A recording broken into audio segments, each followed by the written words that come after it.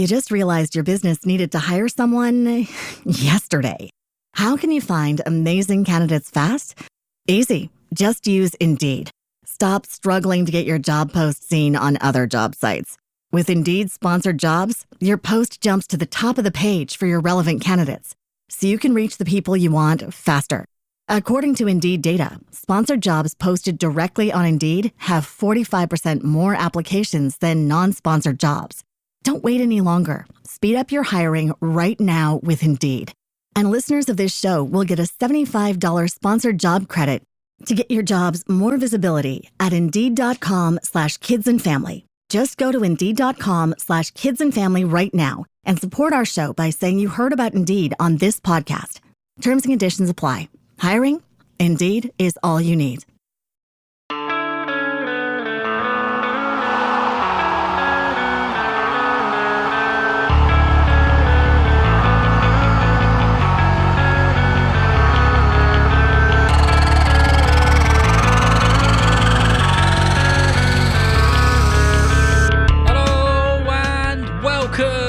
To the Football for Kids podcast with me, Darren Rees.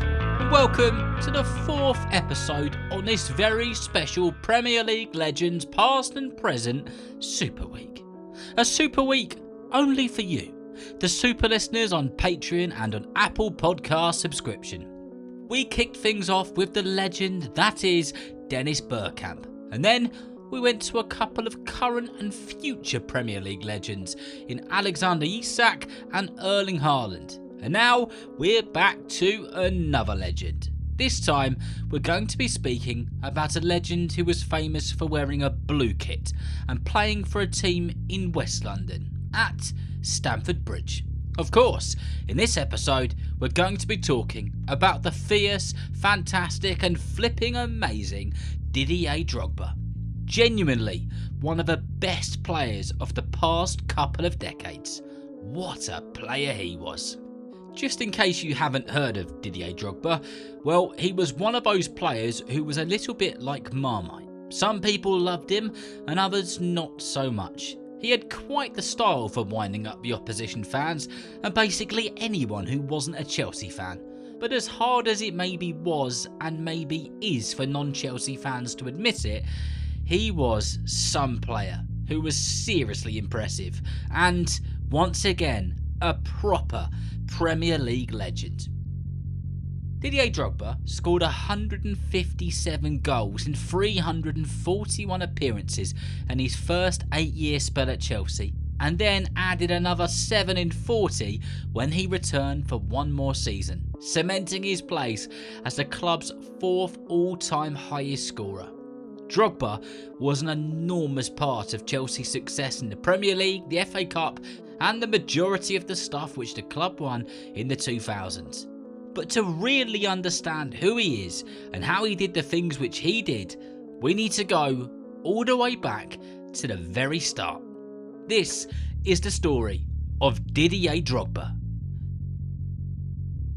Didier Drogba was born on the 11th of March in 1978 in a country in West Africa called Ivory Coast, a nation which he wore the shirt for over 13 years in major competitions and inspired millions in the process. Didier went the first 6 years of his life living in West Africa. It's important to realise that in the 1970s and early 80s, the Ivory Coast in West Africa was a tough place for many reasons. Schools and education were nothing like they were in Europe and in America. There was a lot of crime and not a lot of opportunity.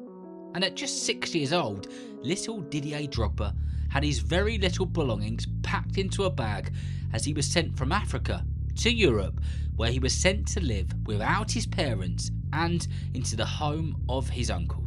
His uncle was a footballer and was mad about football, bonkers about football. He loved the beautiful game. However, Drogba wasn't sent there to play football, or because at this point he was an aspiring footballer. He was sent there by his parents because they wanted him to have a better education. They wanted him to learn and study and to create better opportunities for himself. So, off he went to France to live with his uncle, and he went to a school in France where he was said to be a very good student. Eventually, like the majority of the world at some point, Didier found football, and he liked it. He quite quickly got very good at it, and at around 11 years old, he showed interest in joining a football team. There was one player in particular who caught his attention and inspired him though, and that was some guy from Argentina. You might have heard of him. He had insane skills and technique. He could flick the ball over his head and float the ball from one body part to another without even trying. He was a genius with a football. And of course, that person was Diego Maradona, Didier Drogba's new hero. Somebody he couldn't take his eyes off. Somebody he wanted to be just like. Drogba could see how football, when done in the right way, like the way that Maradona did it, could make people happy. The entertainment and the joy he could see Maradona was putting into people's lives and faces was something which sparked his desire to want to be just like his hero. After playing for a team, standing out and being one of those players who looked like he could go on to genuinely do some great things, something very special happened. Didier Drogba got the opportunity to go to a very famous academy in France called Clairefontaine. I've spoken about Clairefontaine on the podcast before.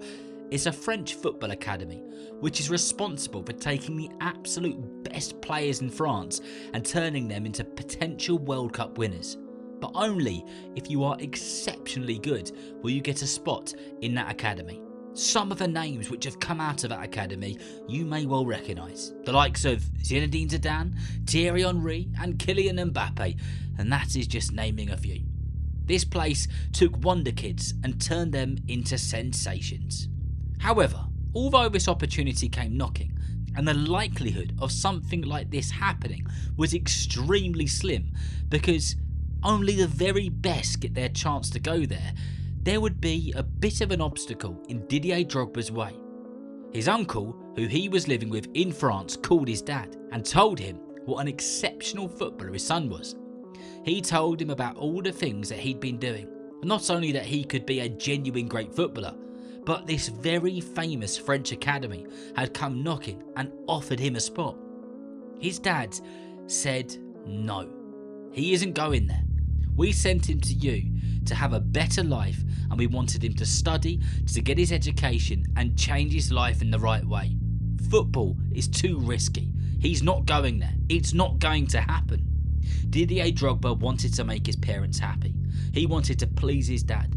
So he studied exceptionally hard, he got his education, he got his grades, and he made sure that he had something to go back on. Although Didier had listened to his dad and had done the things he wanted him to do, his love for football had never faded. It was always something which was always on his mind, and it was always something which he was doing in the background. The whole time he was studying hard and pleasing his dad, he was still playing football and getting better and better as the weeks went by. And then, eventually, at age 21 years old, he signed his first professional contract for a French club called Le Mans. And this meant not only did he have his education behind him if anything ever happened to him, but he was getting paid decent money as a professional to play football, to do something which he really loved. And I think that's a really good place to end part one on this two-part special on Didier Drogba, a genuine superstar of the Premier League and probably one of the greatest players Chelsea has ever seen. Next time, we'll have a look at Drogba's playing career in France and how he went on to become Chelsea's most expensive striker in history in 2004. So remember, if you know someone who loves football just as much as you do, then please tell them about Football for Kids. And whether you're playing football soon, watching it on the telly, or pitchside, I hope that you enjoy the game. See you next time.